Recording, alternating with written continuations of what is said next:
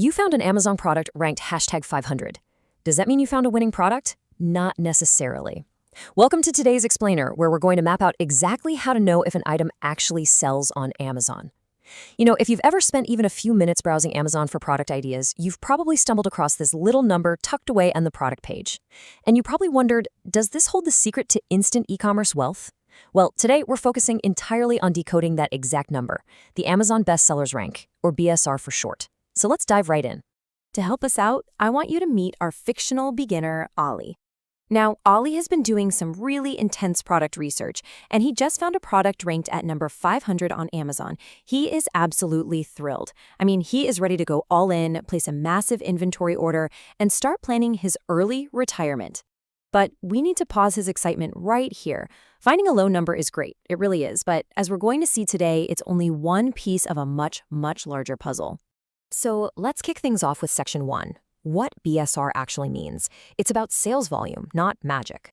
Let's look at how the math actually works behind the scenes. The BSR is simply a metric calculated using sales volume data. But here is the critical part you have to remember. Both recent sales and all-time sales factor into this number, but the recent sales count significantly more. Honestly, think of BSR as a real-time snapshot of current momentum. Let's say a product has been sitting in a warehouse totally collecting dust for an entire year. If that product suddenly sells 100 units today, its BSR is going to spike dramatically downward to a much better rank. The rule of thumb here is simple. The lower the BSR number, the higher the sales volume in that exact moment.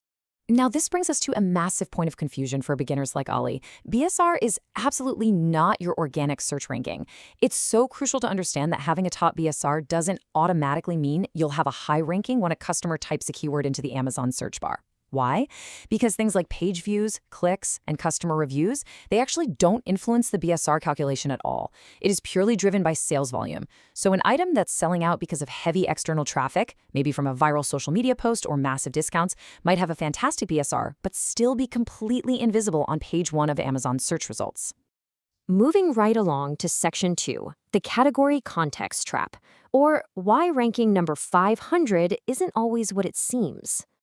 A single product can actually have multiple BSRs, depending entirely on how it's categorized. Picture of stainless steel tumbler. It might rank number 1 in a hyper-specific subcategory like tumblers and water glasses. But that exact same product, it might rank number 2,000 in the massive apparent category of kitchen and dining. So when Ollie sees his product ranked at number 500, we have to stop and ask, 500 in what exactly? You can literally never compare BSR blindly across different categories. A rank of 500 in a niche like baby products moves a vastly different number of units than a rank of 500 in industrial and scientific. Context is literally everything here. Okay, so Ollie sees a low BSR in a huge category and just assumes his early retirement is locked in. He thinks high sales volume automatically guarantees high profits. But before he wires the money for that massive inventory order, we need to pivot.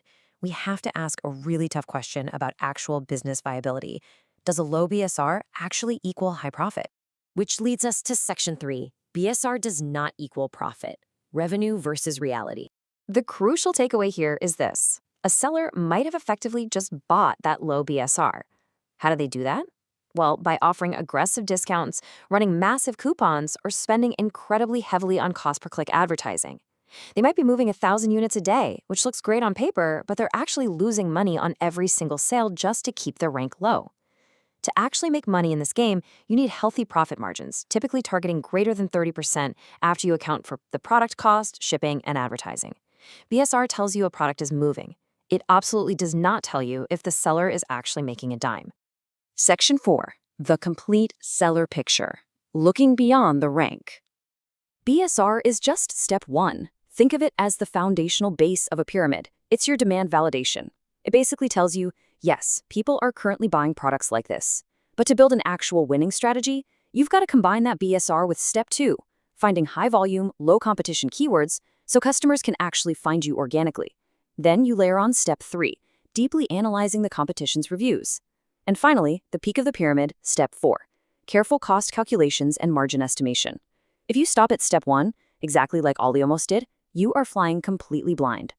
Let's zoom in on that review analysis for a second, because I'm telling you, this is where the real magic happens.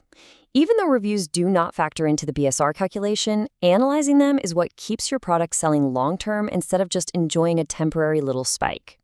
By reading the reviews of those top BSR products, you can uncover unmet customer demand. What are people constantly complaining about? Is the handle breaking on that tumbler? Is the paint peeling off after one wash in the dishwasher? If you can fix those specific issues, you aren't just chasing a BSR metric anymore. You're creating a fundamentally better product that will naturally sustain high sales. You're solving a problem the top seller is completely ignoring. Section 5, Common Beginner BSR Mistakes, essentially what Ali almost did wrong. By avoiding these errors, Ali has completely transformed his whole approach. He's no longer a naive beginner just chasing a shiny number. He knows that blindly comparing BSRs across different categories is totally useless.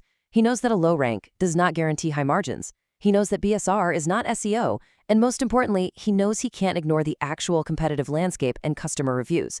He is now a structured, data-driven researcher who's ready to make smart, informed decisions. So the very next time you see a product ranked at number 500, what is going to be your next step to uncover the real story behind that number?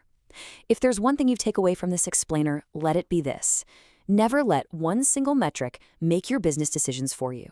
Always remember, BSR is a signal. Smart sellers look at the complete picture.